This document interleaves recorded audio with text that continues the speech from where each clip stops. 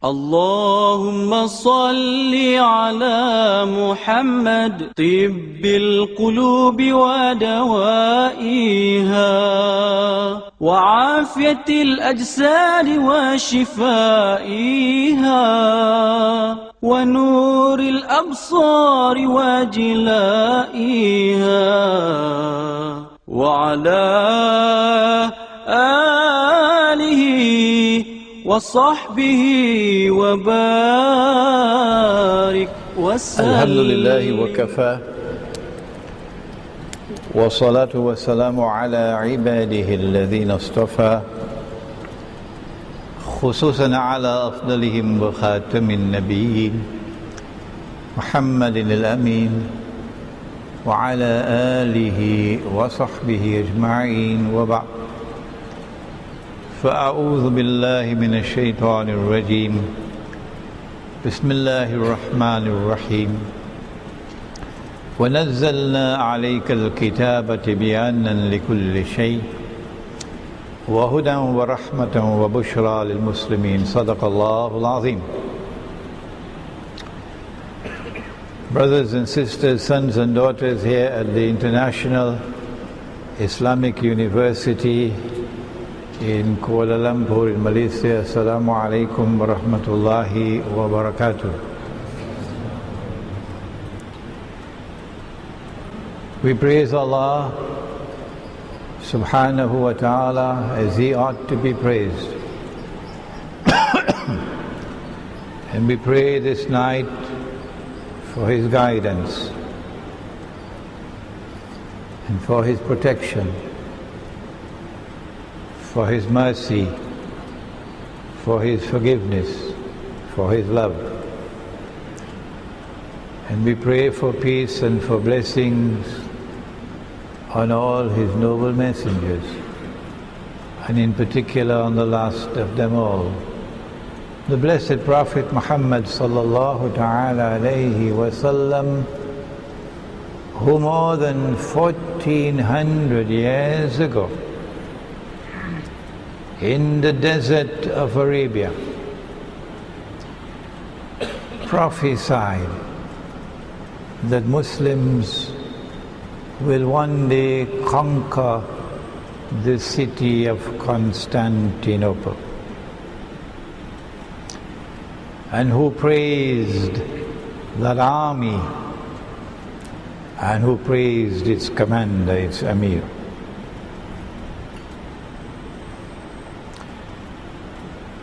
Tonight we will attempt to simply introduce the subject, for it cannot be comprehensively dealt with in one lecture.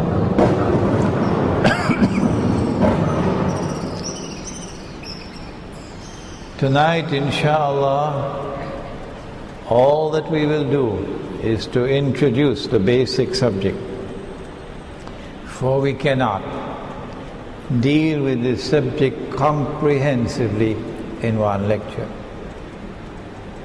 So if there are parts of the subject which are not mentioned, that's your homework. That's your homework. Indeed, there are parts of the subject which are beyond my expertise. For example, the military implications of the conquest of Constantinople. You need someone with expertise in military science. So we will be attempting to build the basic foundation of the subject. We hope and pray, inshallah, that Allah may make it possible for us to write an essay which will be more comprehensive than this lecture. And we want to begin by directing attention to something very strange and very mysterious, which occurred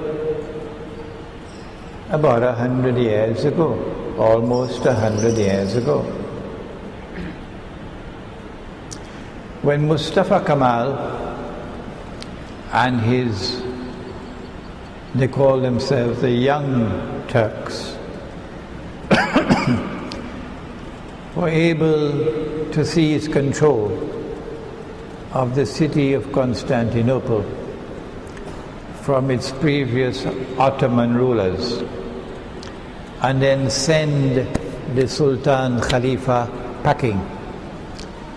I believe he was sent to Switzerland.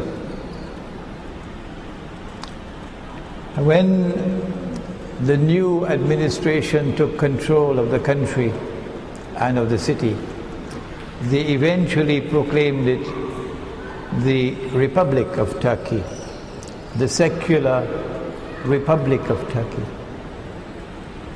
But that's not all that they did. They decided, mysteriously so, to move the capital from Constantinople to a place called, at that time it was called Angora. Now it's known as Ankara.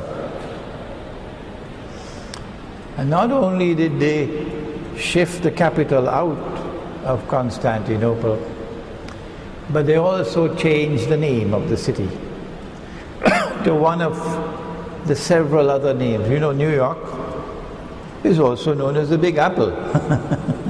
So cities have several names, but New York is the official name. So too Constantinople was the official name, and there were several other names. So they chose one of the several other, the Big Apple, and they gave to the name the city, they renamed the city Istanbul. But that's not all. Mustafa Kemal did something more, something which has to be recognized as monstrously wicked. He prohibited the use of the name Constantinople. The law is you're not allowed to use the name Constantinople. That's the law. You violate the law, you pay the price for it. Why did he do that? My answer is that if you are a Muslim, then Nabi Muhammad alayhi salatu wasalam is your leader. And if my leader referred to the city by the name Constantinople, as he did on several occasions, then no Muslim can be part and parcel to changing the name from Constantinople. No. It's an act of disrespect to the Prophet sallallahu ta'ala alayhi wa sallam.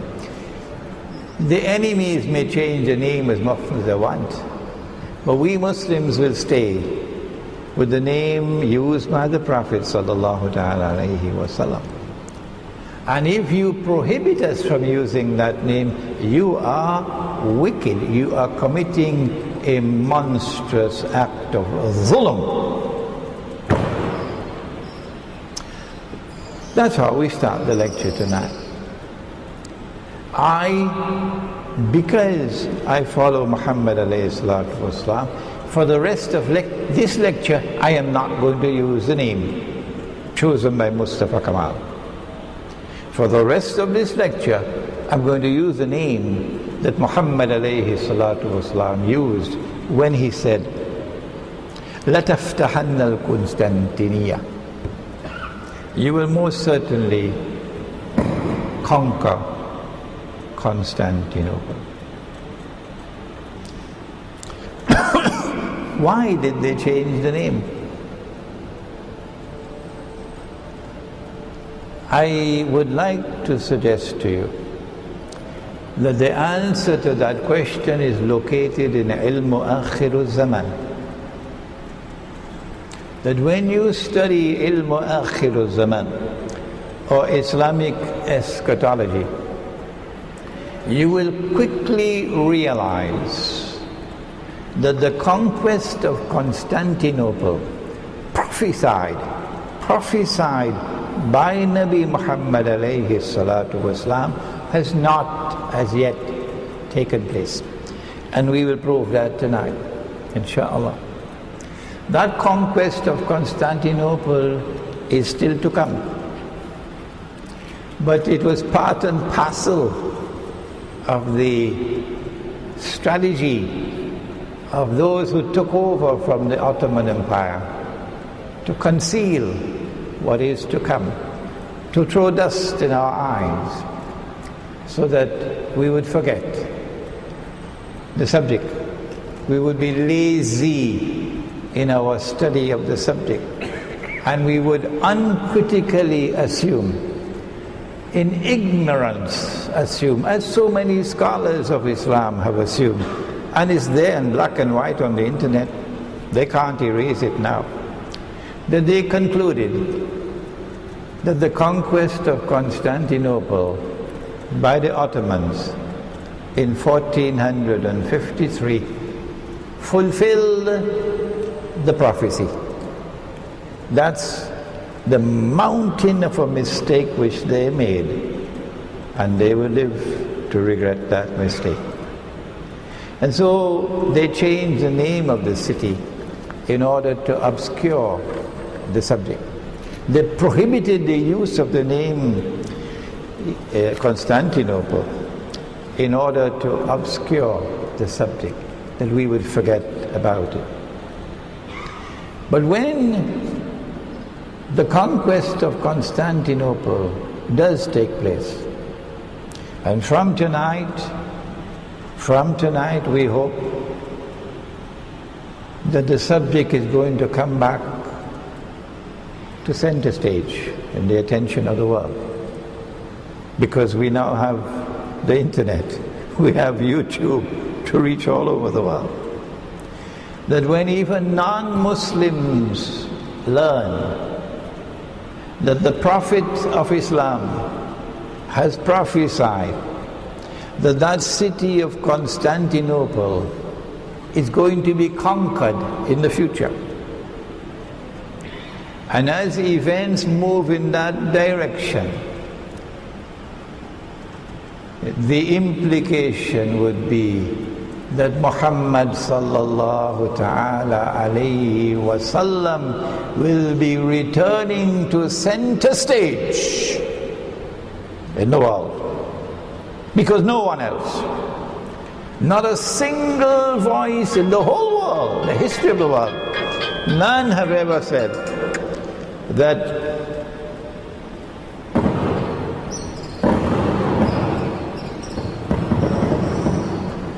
none has ever said that Muslims are going to conquer Constantinople in Akhir Zaman.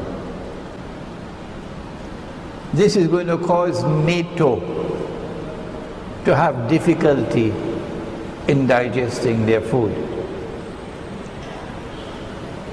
This is going to cause Washington and London and Jerusalem and the so-called Islamic government in Turkey to have difficulty in digesting their food, because Muhammad alayhi salatu wasalam is now returning to center stage in the world, after they have spent all this time and effort waging war on Islam, demonizing Muslims, demonizing Muhammad alayhi salatu wasalam. All of that is now going to be pushed aside as Muhammad alayhi salatu wasalam returns to center stage and the Turkish government is exposed. What is the methodology that we will adopt in dealing with this subject of the conquest of Constantinople in Akhir Zaman? There are some verses of the Quran which are plain and clear. They're called muhkamat. But Allah also sent other verses of the Quran which are not plain and clear, and which have to be interpreted. And these are called the mutashabihat. So too with ahadith. Sometimes A hadith is plain and clear, muhkam. A city is going to be conquered and the name of the city is given, Constantinople. But sometimes the hadith is not plain and clear. For example, that a Khalifa would die and there would be disagreement concerning succession. Everybody, of course, already know what that applies to. A Khalifa would die and there will be disagreement concerning succession. And while those disagreements are being played out, a man will emerge out of Medina and hurry to Mecca. And in Mecca he'll be proclaimed as Imam al-Mahdi. Who is that Khalifa?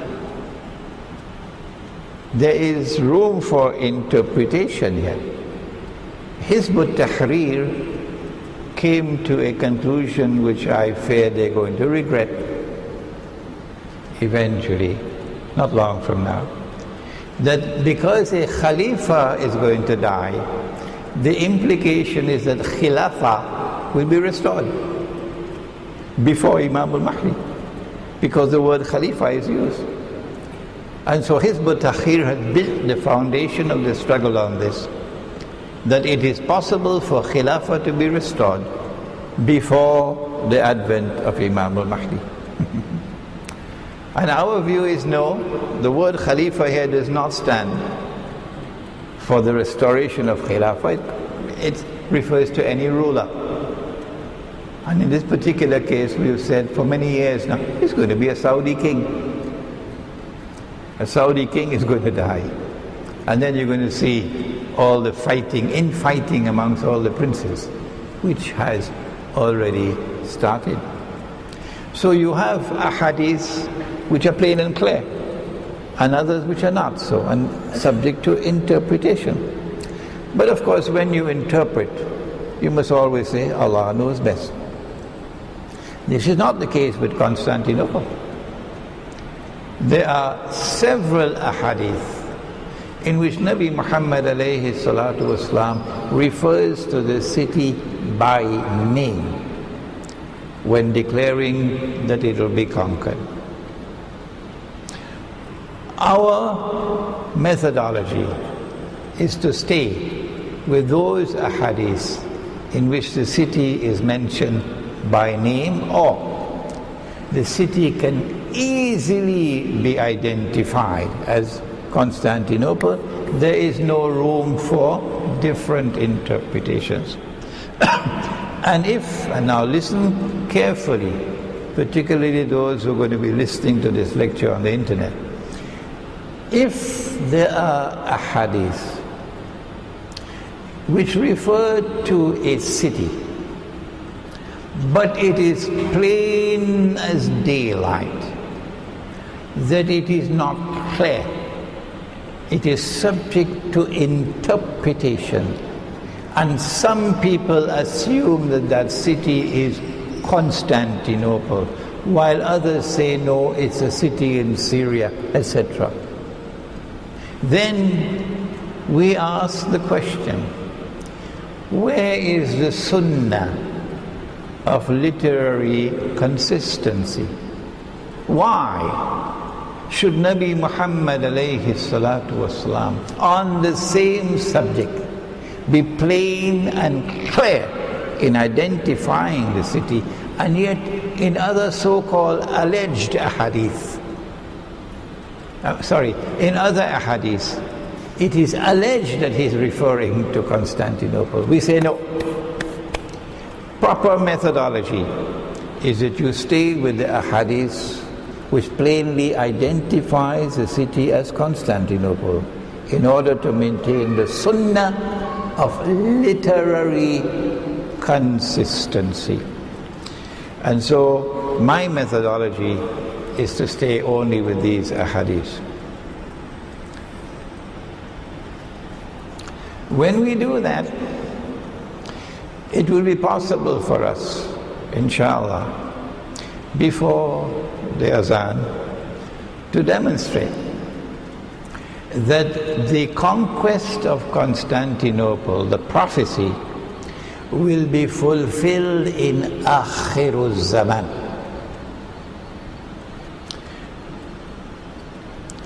And as a consequence, to further conclude that the conquest of Constantinople in 1453 does not fulfill the prophecy.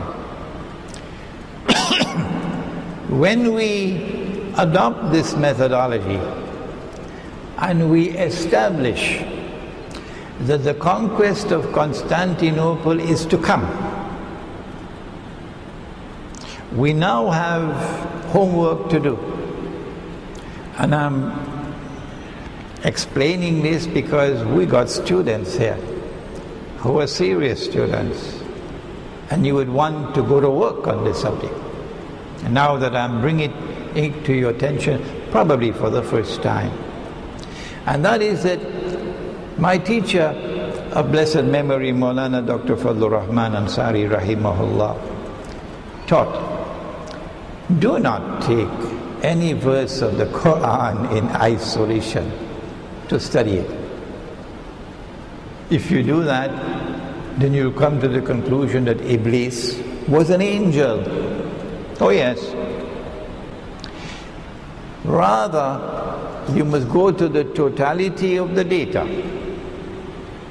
and bring all the verses together, to bring them together as a harmonious whole and find out that which binds them together. He calls it the system of meaning. Similarly, only then will you get the correct meaning of the verse. Similarly, do not ever make the mistake of taking any hadith by itself in isolation and studying it, because you could land yourself in embarrassing mistakes. That's lazy scholarship. Rather, you must go to all the data pertaining to the subject. And so what we have to do is go to the totality of Islamic eschatology, or ilmu akhiruz zaman, a subject with which I have been engaged in studying for I don't know how many long years now. If you want to study Islamic eschatology, I suggest to you this book will be helpful. Jerusalem in the Quran, written 10 years ago, and we now have it in Bahasa as well.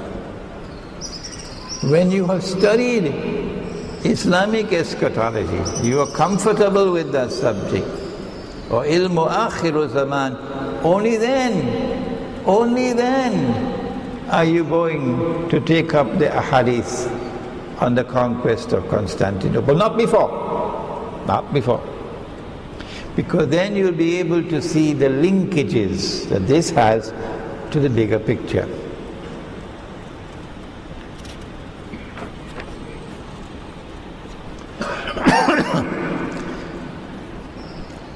Did the conquest of Constantinople in 1453 have anything to do with Akhiru Zaman? The whole world has accepted this is the fulfillment of the prophecy. Yet if they had done their homework, they would know, for example, the hadith in the Sunan of Abi Dawood, which we'll be quoting soon, that the conquest of Constantinople is located between a number of events. Before the conquest of Constantinople, there is the Malhama, the Great War, which will make the First and Second World War look like a fight over peanuts. Has the Malhama taken place as yet? Huh? And yet you are telling me that the conquest of Constantinople 600 years ago fulfilled the prophecy? Where has your reason gone? Where has your sense gone? Secondly, that the conquest of Constantinople will be followed by the khuruj of Dajjal. I mean, 600 years now, has Dajjal emerged? Is the Khuruj taken place? 600 years later.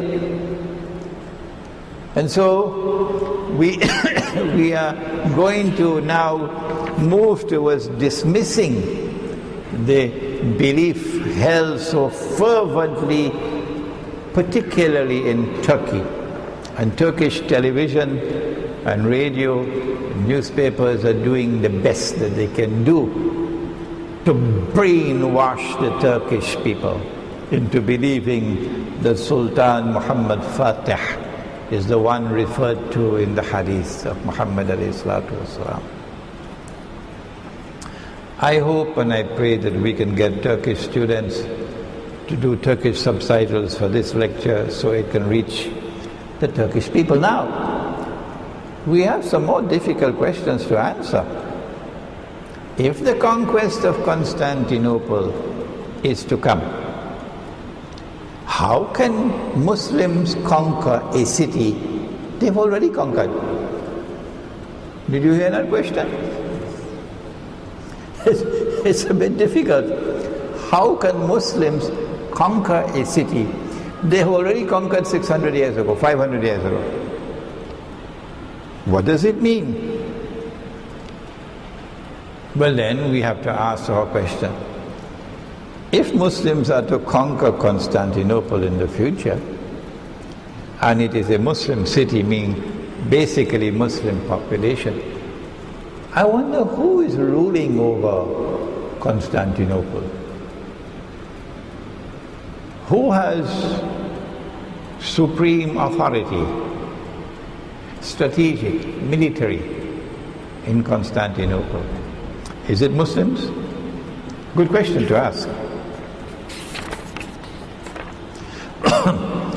What are the political and military implications? I'm sure we have students here who are studying international relations, international politics. So you got homework to do. What are the political and what are the military implications of an end-time Muslim conquest of Constantinople? This lecture calls for the recognition that if Islamic eschatology is able to answer these questions, and no one else, not Christian eschatology, not Jewish eschatology, not political science departments of universities, only Islamic eschatology can explain this subject and answer these questions, then it is a dramatic demonstration of the supreme importance of Islamic eschatology in today's world of knowledge. In making this spectacular demonstration, Islamic eschatology will also expose the fraud of Zionist-sponsored so-called jihad in Libya and in Syria. Now let us turn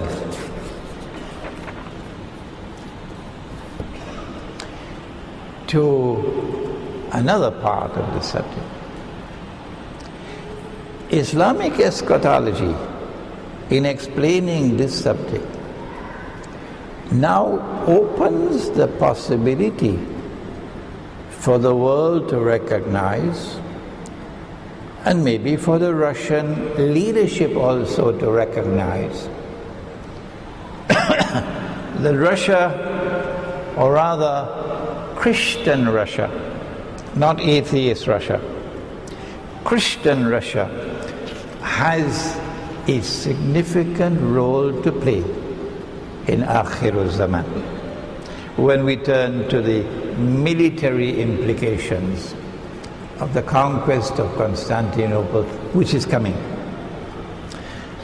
Now then, the ahadith. we're going to present 4. 3 of them are from the Sunan of Abu Dawood, and 1 is Sahih Muslim. The first one, which is the most well known of all, لَتَفْتَحَنَّ الْقُنْسْتَنْتِنِيَّةَ وَلَنِعْمَ الْأَمِيرُ آمِرُهُ وَلَنِعْمَ الْجَيْشُ ذَلِكَ الْجَيْشُ. You will most certainly conquer Constantinople. Who is you? You meaning Muslims. You. And Muslims who have the Qibla in Mecca, not Washington. Huh? Muslims who are faithful to the Quran and Sunnah.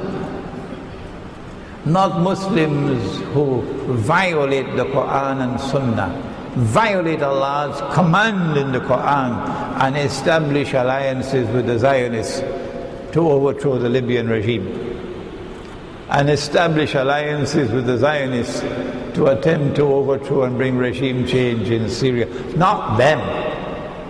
You, meaning you who are faithful to the Quran and Sunnah. Before this lecture ends, we'll have to demonstrate that those fellas have violated the Quran. And so Constantinople is going to be liberated by Muslims, but it will also be liberated on the basis of an armed struggle. An armed struggle means using weapons, isn't it? An armed struggle means fighting, doesn't it? And that's why Nabi Muhammad ﷺ has praised the army. وَلَنِعْمَ الْجَيْشُ ذَلِكَ الْجَيْشُ. He's praised the army. And the commander-in-chief of the army, the Amir, has to be a supreme strategist. A man who is capable of leading that army successfully. And so we're talking about a military conquest of Constantinople. That's plain and clear. I don't think anybody will argue with that. The reason why I have to do this is because there are other ahadith which do not mention Constantinople by name, which give a different picture. Hadith number 2. It is also from the Sunan of Abu Dawood. And the Prophet ﷺ said, Umranu Bayt al-Maqdis. Umran.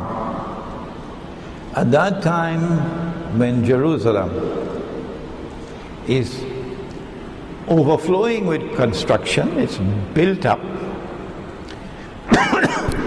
Jerusalem is a booming city, booming. So construction, booming state. Jerusalem is flourishing. All of this in Umran. And so Jerusalem moving to center stage. At that time, when this happens, and this is now happening, it wasn't happening 600 years ago, was it? You're very quiet, aren't you? Umranu Baytul Maqdis, Kharabu Yathrib. Umranu Baytul Maqdis, Kharabu Yathrib. At that time when Jerusalem is flourishing, booming, center stage, construction everywhere. At that time, Yathrib or Medina will be in a forlorn state of desolation. Kharab, forlorn state of desolation, meaning playing absolutely no role, either in Islamic affairs or in world affairs. A forgotten city. At that time, when Yathrib is in a state of forlorn desolation, Khurujul Malhama. At that time, the great war will take place, the Malhama. That great war has been described in several ahadith as a terrible, terrible, terrible war. In fact, a series of wars which will culminate with the biggest war of all. The birds will fall down from the sky.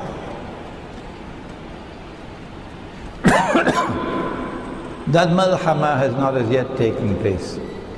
But when it does, it's going to make the First World War and the Second World War look like a fight over peanuts. And then the hadith goes on to say, and this is going to be explained in greater detail in the fourth hadith is coming. Khurujul Malhama, Fathul Constantinople. That it is only after you have experienced the Malhama, only then would the conquest of Constantinople take place.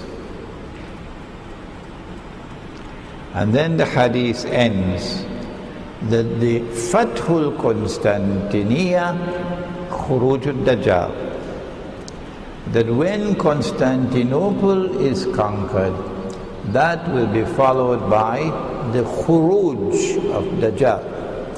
The release of Dajjal and the Khuruj of Dajjal are two different things. I explained it last week in a lecture entitled Dajjal and Symbolism, which is on YouTube, so you might want to go there for the explanation.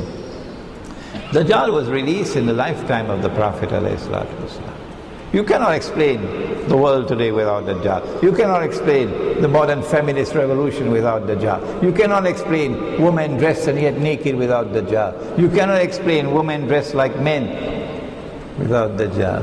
You cannot explain riba, taking control of the world economy without Dajjal. You cannot explain paper money, bogus, fraudulent, haram paper money, taking control of the monetary system around the world without Dajjal. You cannot explain the liberation for the Jews of the Holy Land, 1917. The return of the Jews to the Holy Land to reclaim it as their own, 1917 to 1948. The restoration of a state of Israel in the Holy Land in 1948. And that Israel constantly growing and growing and growing in power until today it is poised to replace the United States of America as the next ruling state in the world. You cannot explain all of these things without Dajjal. You cannot explain that the US dollar is going to collapse soon and bring down the whole world of paper money. You can't explain these things without Dajjal. Dajjal was released in the lifetime of the Prophet ﷺ. But you cannot see him because he's not in our world of space and time. But when he is in our world of space and time, he emerges as a human being, a Jew, J-E-W, Jew. A young man, powerfully built, curly hair, meaning the curls at the side. And he will declare, I am the Messiah. This is the Khuruj. Similarly with Gog and Magog. I wrote my book on Gog and Magog, 4 or 5 years ago.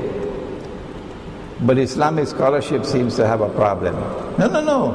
Gog and Magog will only be released at that time. No, you're making a mistake. You cannot explain the universal facade in every sphere of life today without Gog and Magog. The release of Gog and Magog took place in the lifetime of the Prophet ﷺ. But the khuruj of Gog and Magog would come at that time when Nabi Isa ﷺ has killed Dajjal. And then Allah subhanahu wa ta'ala sends Gog and Magog in the hadith of Sahih Muslim. And so, it is plain from this hadith that the conquest of Constantinople 600 years ago, or 500 years, more than 500 years ago, had absolutely nothing whatsoever to do with the fulfillment of the prophecy of Prophet Muhammad ﷺ. We come to a third hadith now. At least one scholar has declared that it is da'if, but he's only one. There are many others who do not share his opinion. When the Prophet ﷺ said, Sunan of Abu Dawood again, he said that the Great War, the Malhama, the conquest of Constantinople, and the Khuruj of Dajjal will all take place within a period of 7 months. 500 years ago. This is 7 months. If that was the conquest of Constantinople in 1453, then 7 months after it occurred, the Khuruj should have taken place. Has the Khuruj of Dajjal taken place? Is he somewhere in Turkey? No. This is lazy scholarship. If you had done your homework, you would have known 550 years ago that this is not the conquest of Constantinople, which was prophesied by the Prophet ﷺ. So the Great War, or the Malhama, the conquest of Constantinople and the Khuruj of Dajjal will take place within a period of 7 months. Now we come to the fourth hadith, which is a long one. And this one is Sahih Muslim. It's not easy. It's difficult. It is narrated by Abu Hurairah radiyallahu ta'ala anhu, who says that the Messenger of Allah sallallahu ta'ala alayhi wa sallam said that the sa'ah, or the hour, will not arise until Rome has landed, come down, in Al-A'maq wa Ad-Dabiq, 2 places. And then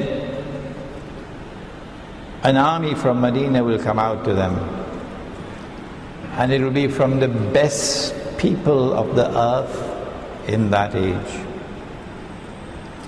And when they line up against each other, Rome will say to the Muslims, do not stand between us and those of you who have captured some of our women in war. So the army of Rome will comprise women as well. We want to fight against them. The Muslims will say, no, by Allah, we will not give you free access to our brothers. Then they will fight them, and 1/3 of the Muslim army will flee, and Allah will never accept their tawbah. And 1/3 will be killed, and they will be the best shuhada in the sight of Allah. And the remaining 1/3 will be victorious, and they will conquer Rome. And they will never again be subjected to any kind of fitna. And then they will conquer Constantinople. So this is the Malhama which comes before the conquest of Constantinople. And while they are dividing the booties of war, having hung their swords on olive trees, Shaitan will scream to them, Al-Masih al-Dajjal has taken over your place. That is Al-Masih al-Dajjal, but Shaitan will say Al-Masih has taken over your place in your families you left behind. And so they will leave, although the news is false. But when they reach Syria, Dajjal does come out. Then while they are preparing for battle, lining up in rows, Salat is called, and then Nabi Isa alayhi salam comes down and leads the prayer. When the enemy of Allah sees him, that is Dajjal, he starts dissolving like salt dissolves in water. And if you leave him, he'd continue to dissolve until he died. But Allah kills him through Nabi Isa alayhi salam, who then shows the blood on his spear. This is Sahih Muslim. And so now we have 4 ahadith.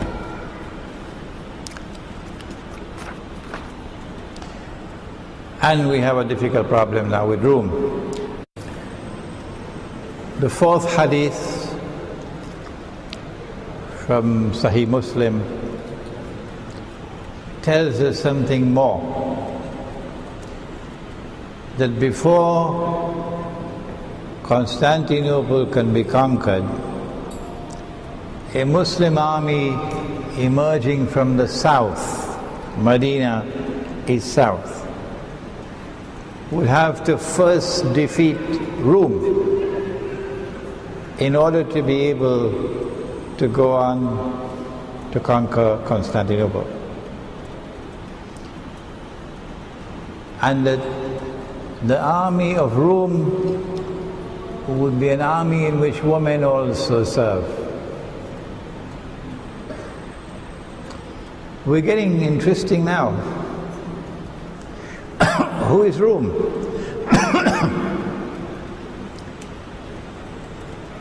When we go to the Quran, we get one answer very clear. Rome is the Byzantine, Eastern Christian Empire, which used to have its headquarters in Constantinople.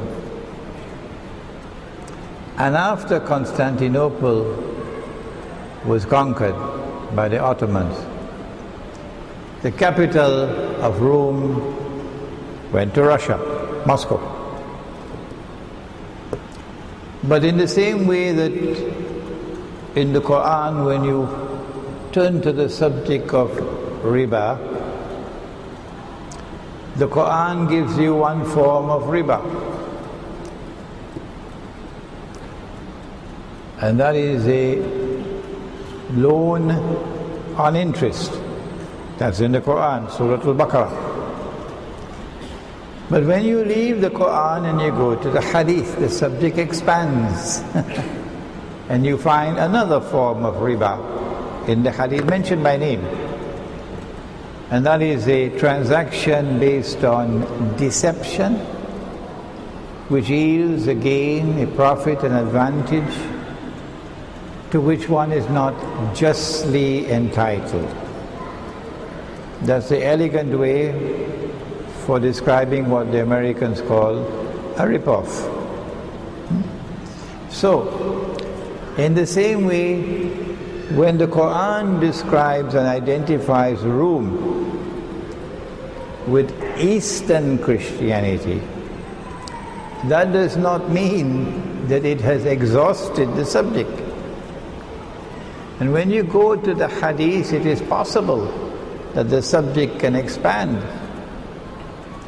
When we go to history, we find that Rome began as a pagan Rome, which worshipped the Greek gods, goddesses. The pagan Roman Empire, which had its capital in the Italian city of Rome. That is the beginning of Rome. And that Rome eventually was taken by the Emperor Constantine, who became a Christian, to the Bosphorus, where he established the city of Constantinople, and that became Rome.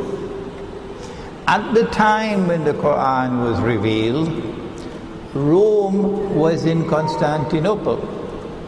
But prior to the revelation of the Quran, Rome was in Italy.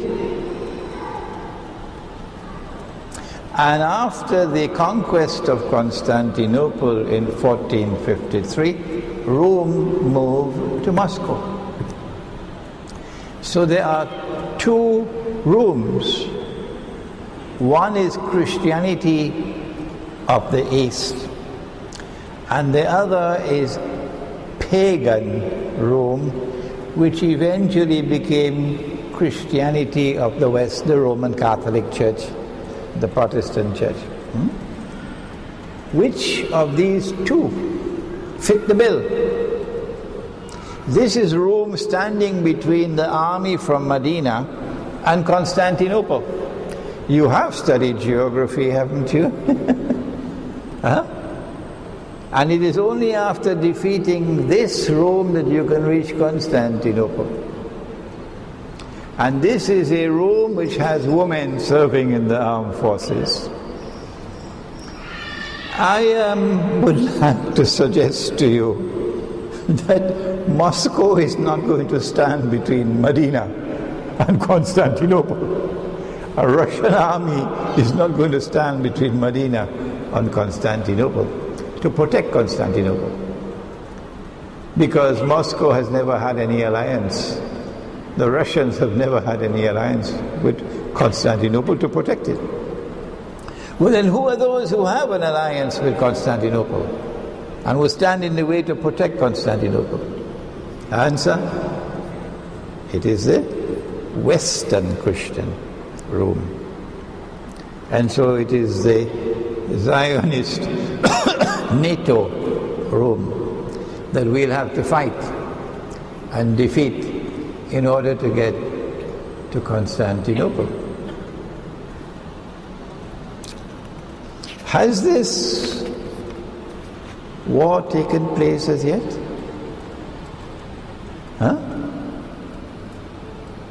If it is not taken place as yet, well then how come you're still saying that the conquest of Constantinople in 1453, 500 and something years ago, by Sultan Muhammad Fatih, has fulfilled the prophecy of Nabi Muhammad alayhi salatu wasalam? I think we are making a convincing case tonight that that event has nothing to do with the fulfillment of the prophecy. And after the conquest of Constantinople, remember the next event is the Khuruj of Dajjal.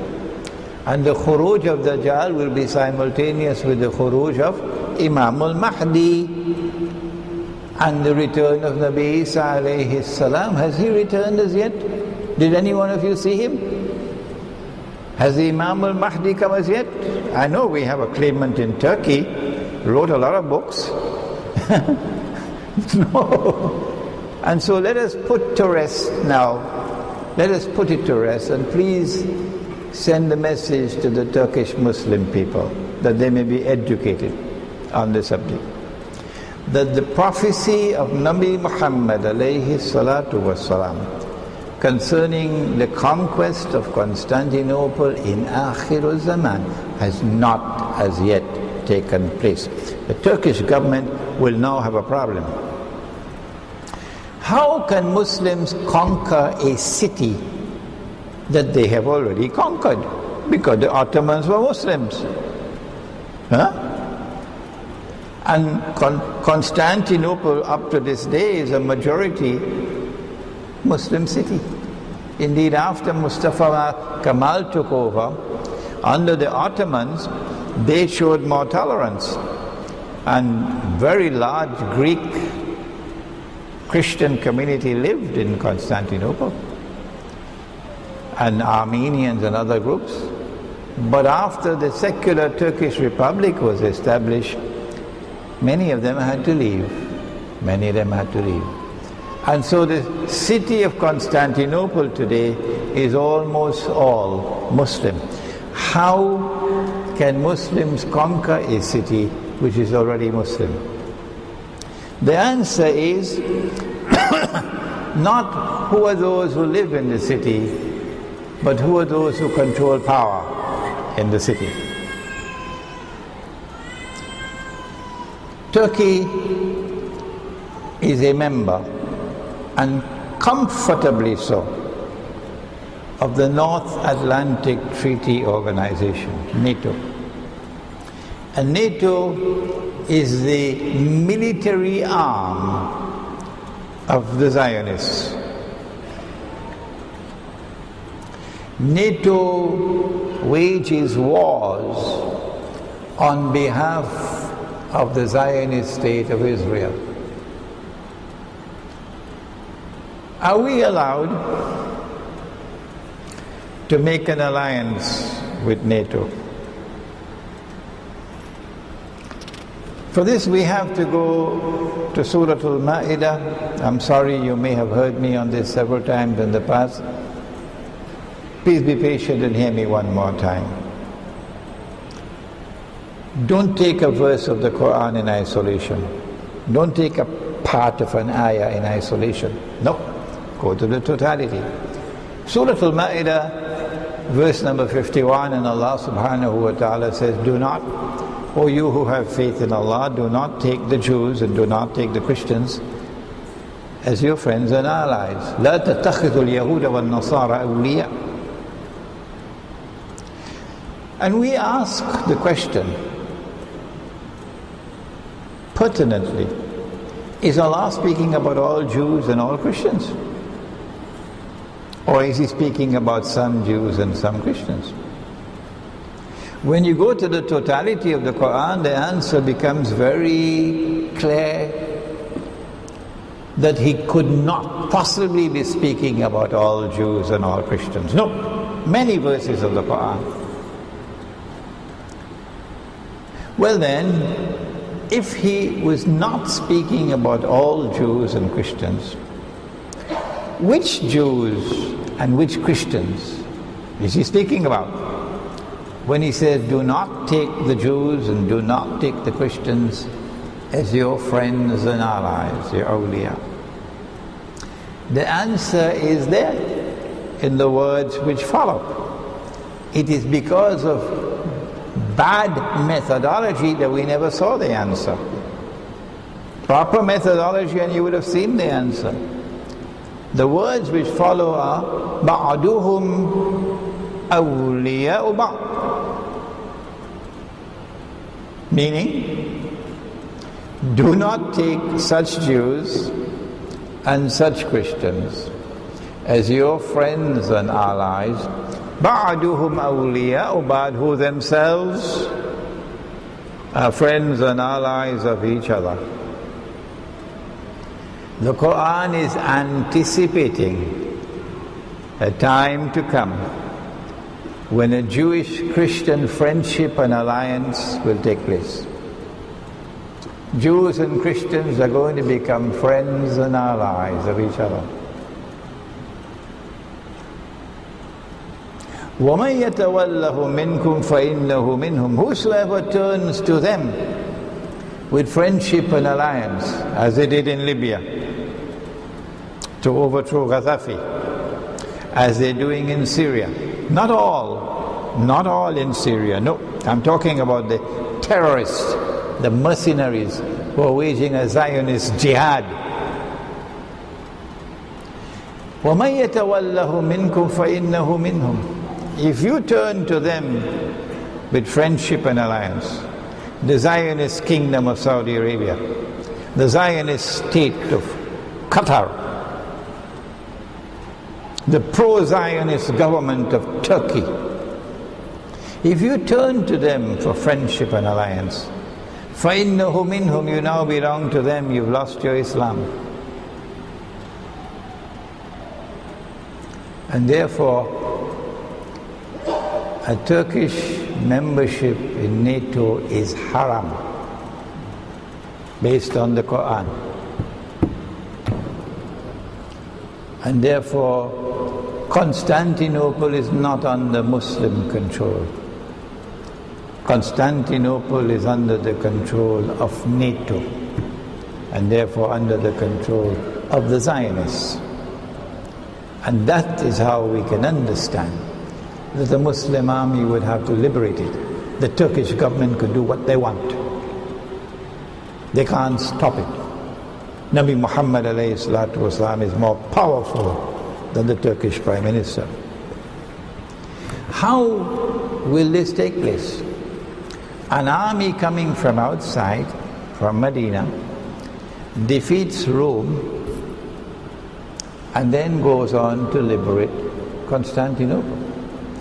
And this Rome has to be a Rome that is in alliance with Constantinople, protecting Constantinople, which is the Western alliance, not the Russian alliance. Not all Turkish people have betrayed Islam. No. And so when that army is on its way to liberate Constantinople, you can look forward to civil war in Turkey, where Turkish Muslims will rise up to fight against those who are serving the cause of the enemies of Islam, and to liberate the city of Constantinople from the control of NATO.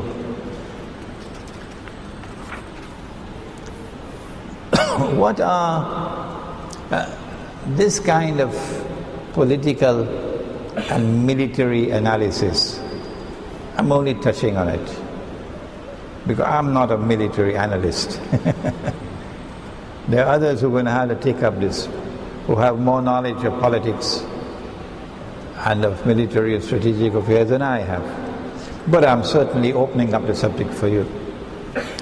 What are the political implications of the conquest of Constantinople? When Sultan Muhammad Fatih conquered Constantinople, the first thing that he did when he entered the city was to take the greatest cathedral ever built in Christendom, Hagia Sophia, which is the heart of Byzantine Christianity. It was in existence for more than 1,000 years as the premier cathedral in the Christian world. And Sultan Muhammad Fatih, in an act which I have regretfully to describe as shameful and monstrously sinful and stupid, I regret having to use this language, but somebody has to do it. Somebody has to do it. He brought shame and disgrace on the world of Islam when he took that Christian cathedral, a functioning cathedral, not an abandoned building, and transformed it into a masjid. You may differ with me, but one day we'll meet. One day we'll meet. He who knows all things and explains all things. No, it is not permissible for us to do such a thing. No. Particularly when Nabi Muhammad alayhi salatu wasalam had said that in Akhiru Zaman we're going to make an alliance with Rome. Which Rome? It can't be the Rome that we're going to be fighting to get to Constantinople. It can't be the Rome which has women serving in the armed forces. The only other Rome is the one in Moscow, the Eastern Christian. You are going to make an alliance with Rome. And this is Rome's greatest cathedral. If you had any sense in your head, you would never have done such a stupid thing. Monstrously wicked. This is their cathedral, not ours. And so on that day when our Muslim army conquers Constantinople, the first thing I hope that an Amir will do, because the Prophet said, وَنَنِعْمَ الْأَمِيرُ آمِرُهَا, is to return that cathedral to the Christian and extend an apology on behalf of the Ummah of Muhammad alayhi salatu wasalam. I hope these words of mine will reach to Moscow. Who are the people who are going to be able to fight in that army?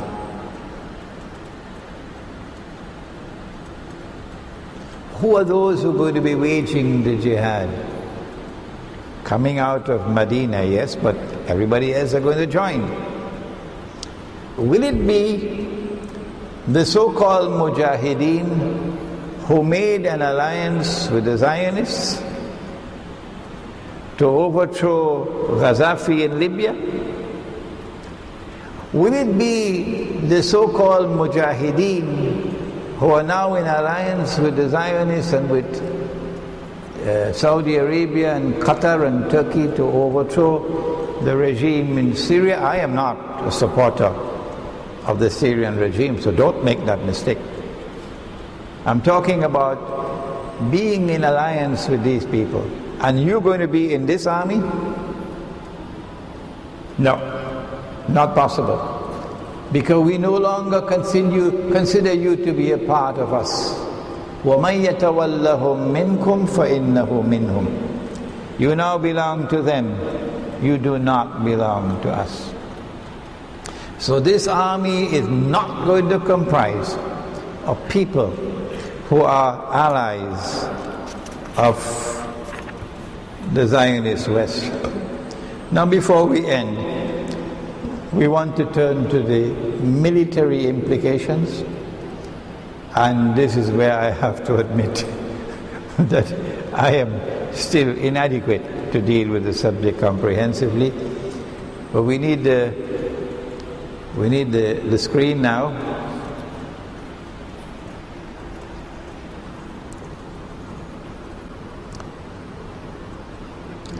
I want to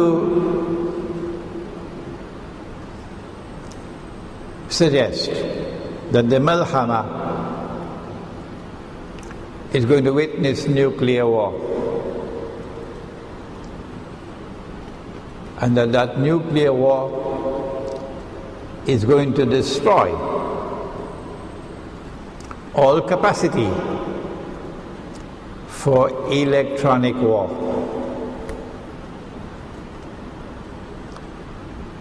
I'm only suggesting it because I don't have that sophisticated expertise in nuclear physics and in nuclear warfare to be able to prove this statement.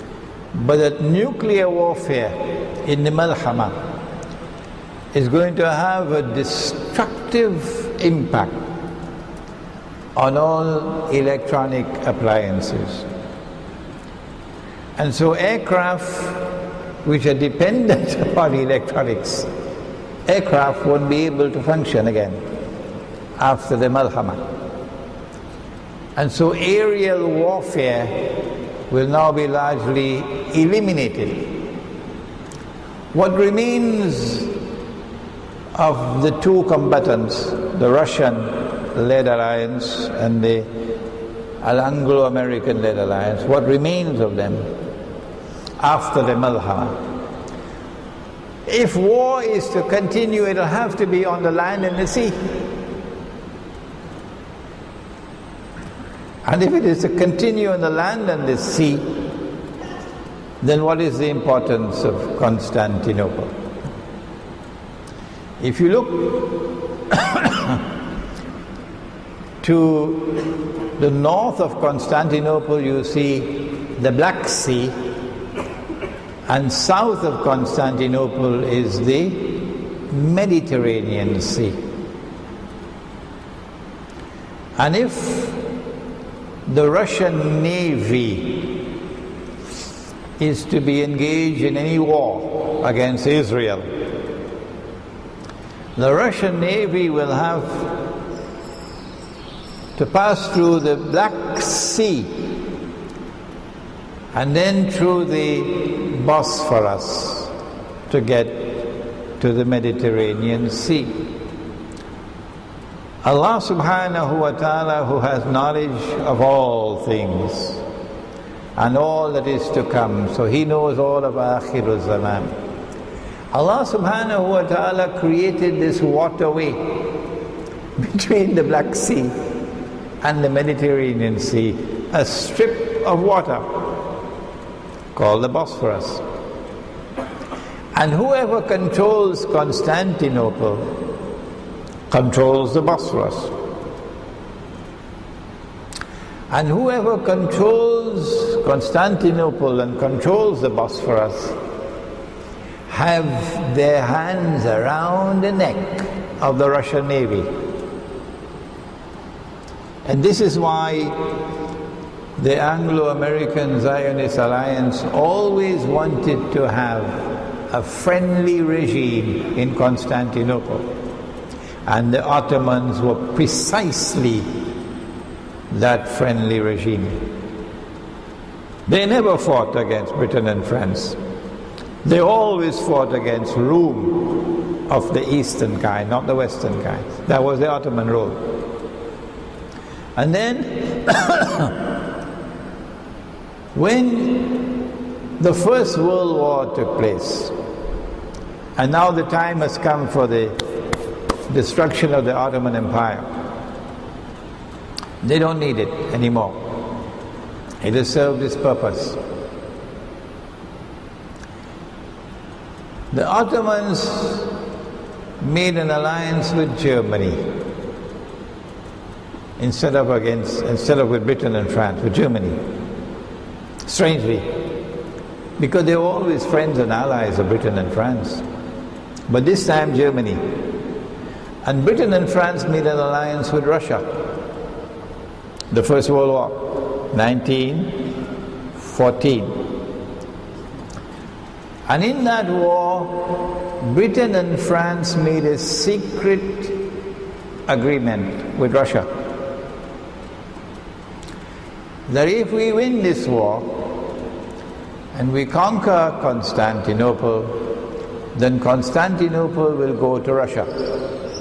Russia was very pleased to get back the capital city of Byzantium. By 1917, it was clear that they were winning the war and that Russian troops were moving towards Constantinople. The Jews then launched their Bolshevik revolution, timing it to perfection. It was a Jewish revolution to destroy and to kill the Russian monarchy, the Tsar, take over the government. And when the Bolsheviks took over the Russian government, the first thing that they did was to withdraw Russia from the war. Why? Because they do not want Russia to get Constantinople, that's it. So they forced Russia to withdraw from the war because they're in charge now. They then went on to do something else. They published all the secret agreements between Britain and France on the one hand and Russia on the other hand, that in the event of a victory, Constantinople will go to Russia. And then, having withdrawn Russia from the First World War, Mustafa Kemal then got the chance to take over Constantinople and to hand it to NATO eventually. Because this Bosphorus is a strategic military passageway of strategic naval importance. If Russian Navy is to be kept in the Black Sea and not allowed into the Mediterranean Sea. So you must always have a regime in Constantinople hostile to Russia. When the conquest of Constantinople takes place, after defeating Rome, which is Rome of the West. The implication is that since the Prophet said, alayhi salatu wasalam, you're going to make an alliance with Rome, meaning Rome of the East, but the Russian Navy, because now aerial warfare no more, the Russian Navy will now have free passage through the Bosphorus. If you look on the map, please show the Bosphorus big so they'll see the small strip of water. That small strip of water between the Black Sea and the Mediterranean Sea. So that the Russian Navy could enter into the Mediterranean Sea, and that will turn the balance of power, naval power, in the Mediterranean, and make it a more equal and even-handed fight, which eventually would lead to the destruction of the Zionist state of Israel. What I've done tonight is to just simply begin the analysis of a subject which is long neglected. I think perhaps this lecture qualifies as the first serious scholarly attempt to deal with the conquest of Constantinople in Akhir Zaman. And the homework that you now have is to take the foundations which I have built and try to do what is beyond my reach at this time in a simple lecture, namely to have a more comprehensive understanding of the subject. We pray that Allah subhanahu wa ta'ala may bless all those who now devote their attention to the study of ilmu akhir zaman, and in particular to the prophecy of Nabi Muhammad alayhi salatu wasalam concerning the conquest of Constantinople in akhir. Oh, one more thing I forgot. When we conquer Constantinople, we're going to return Hagia Sophia to the Christians. We're going to offer an apology, and we're going to restore the name of the city to the name used by Nabi Muhammad alayhi salatu wasalam. So goodbye, Mustafa Kamal. ربنا تقبل منا إنك أنت السميع العليم وتب علينا يا مولانا إنك أنت التواب الرحيم.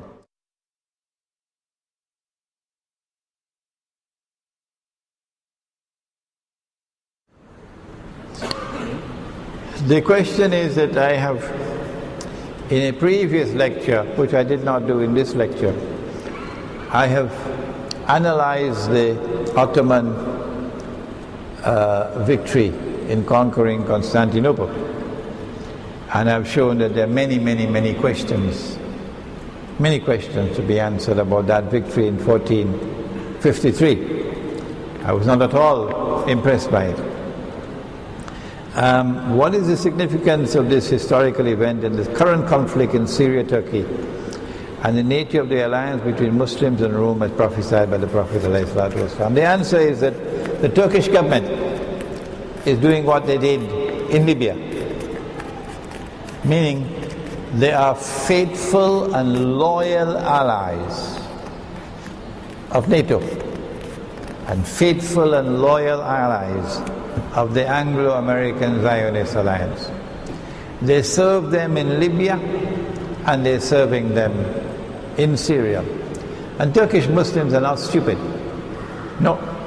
Turkish Muslims are beginning to understand the monstrous betrayal of the Turkish ruling party and ruling government, in the same way that large numbers of Saudi Muslims of Saudi Arabia are already awake. We don't have to wake them up. They know about the kind of traitors who rule over them. Yes. When will the Malhama take place? Umranu Bayt al-Maqdis is already with us. Jerusalem is already in a flourishing state. It's booming, it's construction all over. Kharabu Yathrib of Medina is already taken place. Medina is already in a state of forlorn desolation. And so the Malhama is the next thing to come. My opinion, and when I give an opinion, do not accept it. How many times do I have to say that? When I give an opinion, do not accept it unless and until you are convinced that it is correct. Otherwise, I'm going to have dangerous students. Oh yes. Gramophone records. If the teacher makes a mistake, the student will never be able to correct it, because he absorbs knowledge uncritically. Now, my teacher didn't train me that way. It is my opinion that Israel is about to come out from behind the curtain and launch big wars. I believe that those wars are going to take place within the next few months. Maybe this month, next month. Very likely in order to influence the next United States elections. But when the wars begin, they will begin in such a way as to cause a chain reaction, one war after another, after another, after another. And these wars are going to continue for some years perhaps, until they culminate with the Great War, which will be nuclear weapons. Russia is led by a very, very, very intelligent and astute leader. I have to pay tribute to Vladimir Putin tonight, because I was expecting a Turkish invasion of Syria by now. Oh yes, using the aircraft that was down as an excuse. Because NATO is frustrated. They've done everything they could, and they've not been able to bring down the regime in Turkey, in Syria. So the next was to invade. But what Putin did in Geneva was a master stroke of diplomacy.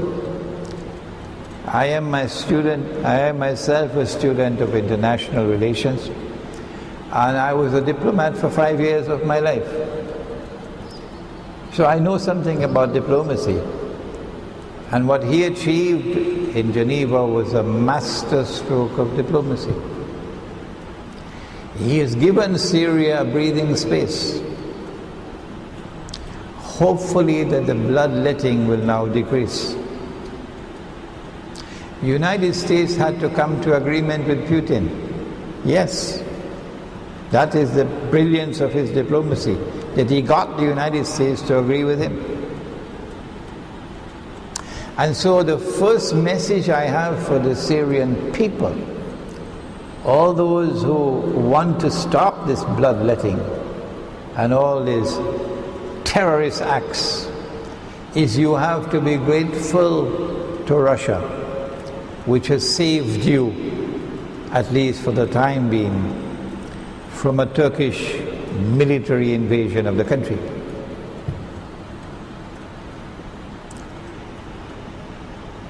The Russian government knows that the Syrian regime cannot survive. It doesn't have religious legitimacy. It doesn't have moral legitimacy. No. It has been an oppressive regime. Oh yes. And so you'll have to have a transition to something else. The Russians know that. The answer to the problem now is for the Syrian Muslims to recognize that Putin has given to them an opportunity. And I don't want to speak too much, I have to be guarded in my language. And that is that you must understand who are your enemy. After this lecture you will understand that Nabi Muhammad alayhi salatu wasalam has prophesied an alliance with Rome, not Rome of the West, Rome of the East.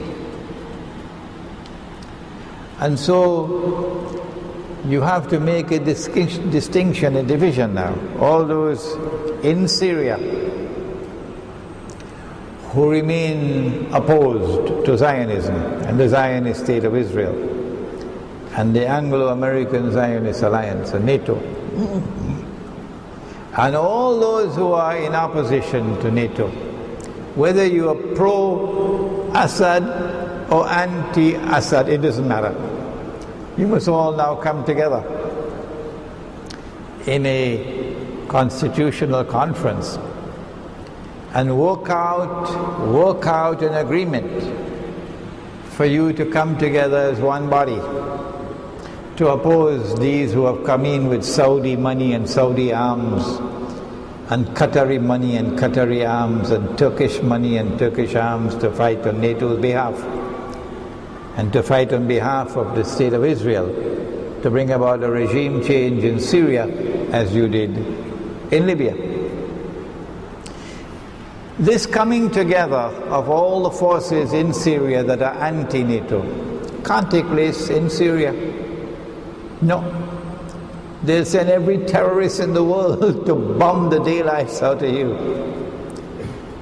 So Putin has to offer an invitation, even if it's 1,000, 2,000, 3,000 people, representative of all groups in Syria that are anti-Zionists, all.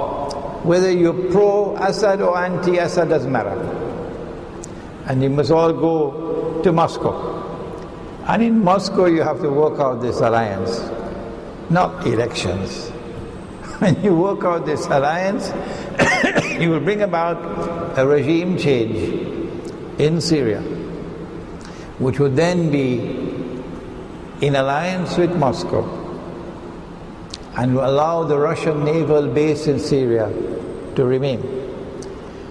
If this is to take place, it is the ulama of Islam who have to take the lead.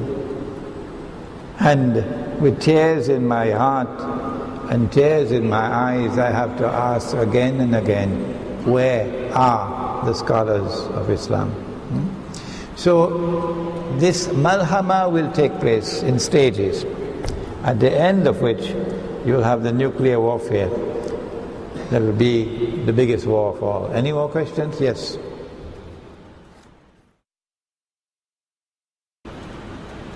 What's the significance of the water level in the Sea of Galilee? It's going down.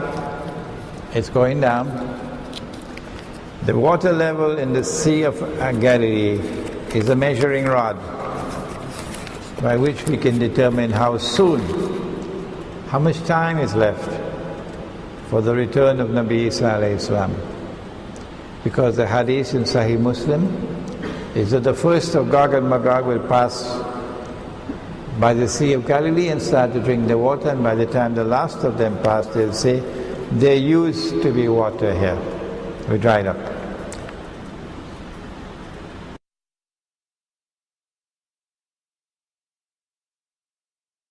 Or the question is it permissible for Muslims to form an alliance with non-Muslims?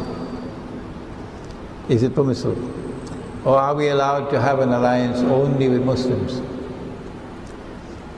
We have to distinguish between the word hudna, which is a truce, a temporary cessation of fighting. That's Treaty of Hudaybiyah. Hudaybiyah was not a peace treaty. A peace treaty is sulh. Hudaybiyah was not sulh. Hudaybiyah was hudna. Hudna, a truce for 10 years. You don't make a peace treaty for 10 years. Allah has not prohibited us from maintaining friendly ties. Surah Al-Mumtahana, at the end of Surah Al-Mumtahana. He has not prohibited us from maintaining friendly ties and maintaining alliances with those who are not hostile to us, who do not wage war on us, who do not drive us out of our homes, who are not aggressors. No. But when you make an alliance with a people, the first ayah of Surah Al-Ma'idah When you give your word, you must keep your word. In Surah Al-Ma'idah, He has prohibited an alliance with only those Christians and those Jews who are themselves allies of each other. He has not prohibited an alliance with other Jews and other Christians.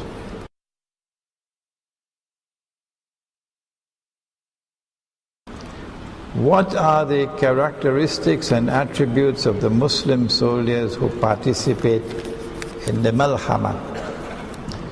Nabi Muhammad ﷺ said, the hadith is that they will be the best people in the earth of all the people of the earth at that time. And so the best people will be such that 1/3 of them will turn their backs and run away. 1/3 of the army is going to comprise people who, when they face the enemy, will turn their backs and run away.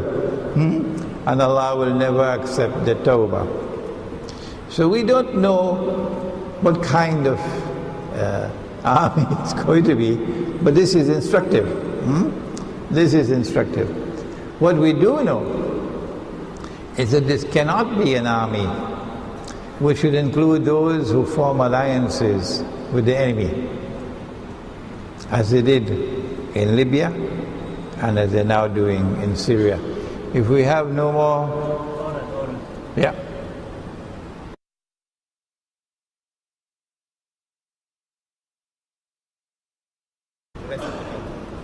I said that the Malhama is going to be between the two supreme military forces in the world, the Russian-led alliance and the American-led alliance.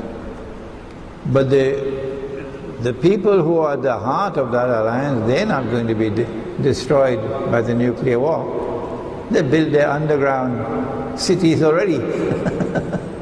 As soon as the war begins, they're underground to survive. They know what's coming. It is those who are on the surface and who don't have any underground city to go to, these are the ones who are going to perish. But a Muslim, if he is a Muslim, he has unshakable conviction in his heart that if Allah has written death for him, nothing can prevent it. And if Allah has not written death for him, no one can cause it. The day that is shaken in your heart, goodbye. Goodbye. And so, it doesn't matter to us if we have to die. No. Because we accept we cannot die unless Allah has ordained it. Yes, I believe that the Zionists want that Malhama because they want to get a substantial reduction in the population of the world. Israel can't rule the world as presently constituted. No. But if there is a substantial reduction in the population of the world, then that remnant which survives nuclear warfare will be easier for the Zionists to be able to handle. So yes, I believe that most people now living on the earth are not going to survive the Malhama. Any more questions?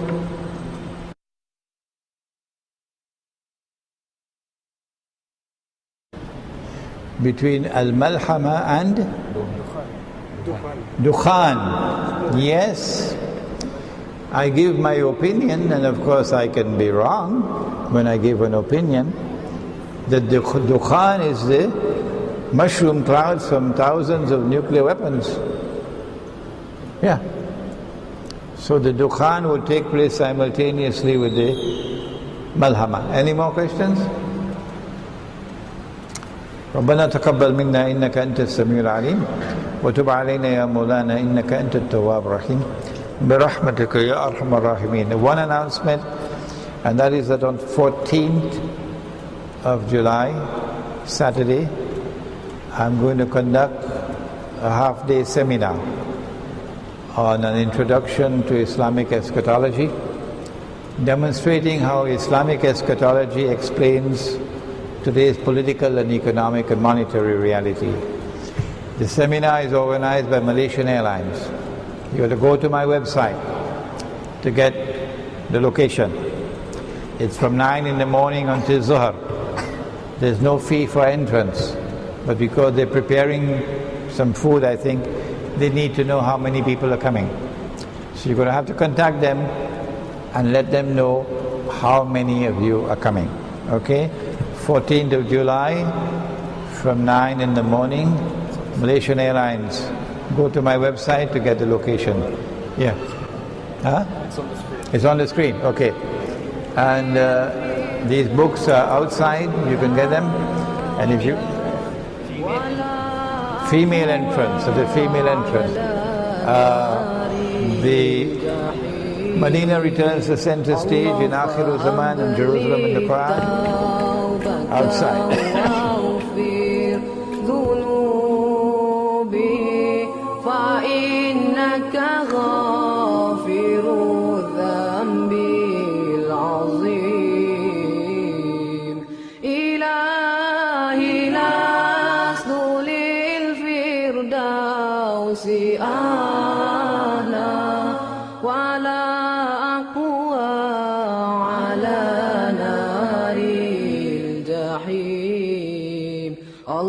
فهب لي توبة واغفر ذنوبي فإنك غافر الذنب العظيم.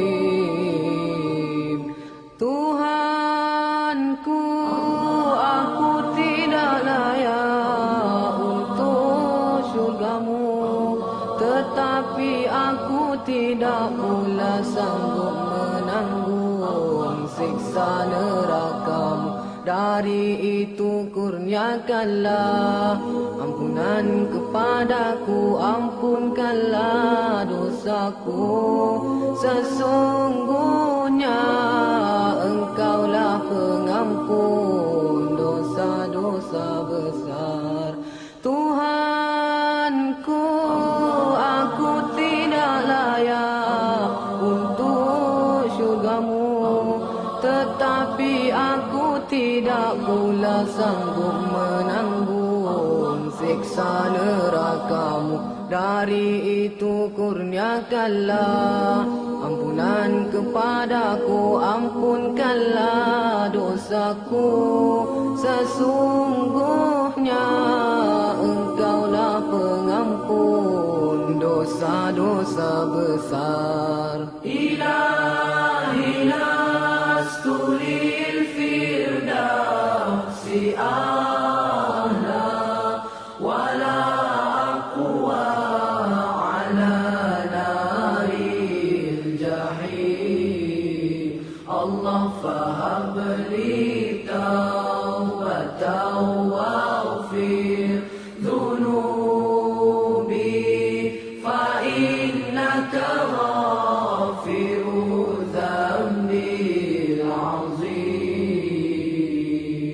Ilahi lastu lil firdausi a'la wala aqwa ala naril jahim. Allah fahab li